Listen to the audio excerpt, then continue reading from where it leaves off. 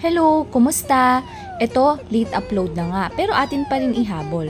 Paano kung ba nakumpleto ng maaga ang Tiny Tan blind box ni McDonald's? Halimbawa, may bias kayo, gusto nyong kunin si Suga, kunyari, o kaya naman si Jimin, paano nga ba malalaman? Ganito lang yon kasimple. Doon sa pinakamaliit na code, doon sa gilid, mga right box ata yon, makikita na may 8, 9, 10, 11. Halimbawa, mag-start kay RM. 8 si RM, 9 si Jin, 10 si Suga, 11 naman si J-Hope, 12 si Jimin, 13 si V, at pang 14 si Jungkook. Halimbawa, ito. O, ayan, bilang-bilang ko. Ang nakuha ko ay si Jimin. O, diba?